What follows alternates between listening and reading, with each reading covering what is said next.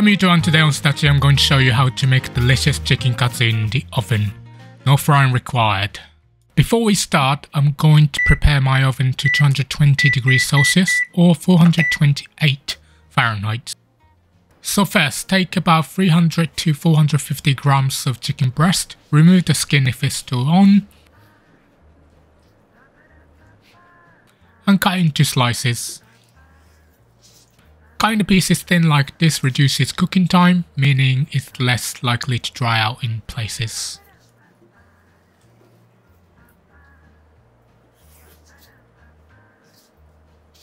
Next, we're going to stab each piece with a fork.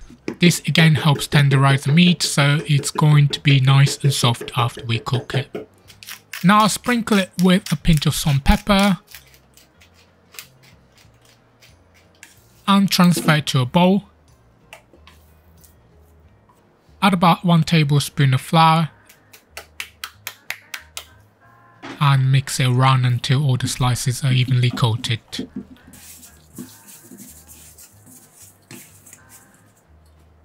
After it's all covered, add 2 tablespoons of mayonnaise and again mix it around until all the pieces are covered. Mayonnaise contains vinegar and eggs, both of which help break down proteins and fats, tenderizing the chicken even further. But that's not my only reason for coating it in mayonnaise. It's also going to help the panko breadcrumbs stick. Once it's all covered, set aside. Next, grab a dry pan and add your panko breadcrumbs. We're just going to cook them over medium-low heat until they turn golden brown. You might think this step seems pointless because they're going to be cooked in the oven, but I actually find they don't colour much in the oven, mainly because this recipe doesn't use oil. Make sure to mix the panko continuously to prevent any burning. It takes a few minutes to start changing, but as soon as they start to brown, they'll suddenly darken very quickly, so lift the pan off the heat to prevent burning. Once the panko looks like this, transfer it to a plate or container and let it cool for a few minutes. Next, take your chicken slices, coat them generously in the panko breadcrumbs and place them on a wire rack that fits your oven tray. Using a wire rack stops burning and helps them cook evenly. I'm sure this recipe would work great in an air fryer too. Let me know in the comment if you try it.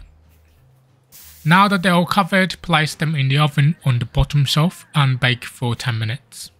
After 10 minutes, flip them all over and bake for another 15 minutes, so 25 minutes of baking time in total.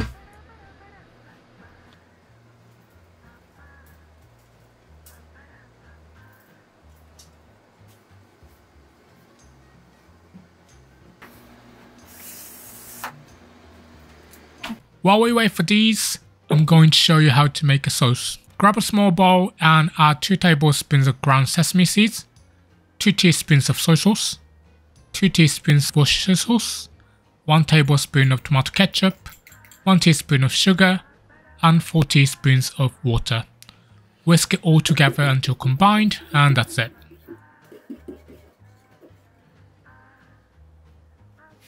Okay, so the katsu have finished baking, so let's take them out of the oven. Serve it with the sauce for drizzling or dipping, and that's it. Delicious oven baked chicken katsu that you can serve however you like. And great news, I've launched a free mobile app that makes following along with my recipes even easier. It's the perfect kitchen companion after watching my videos.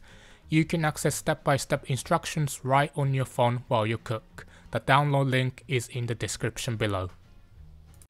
If you want to place a vote on my next poll, head over to the community tab on my channel, and if you want to learn more about this recipe, check out the written version on my blog. The link is on the screen now. Thank you for watching, hope to see you in the next one.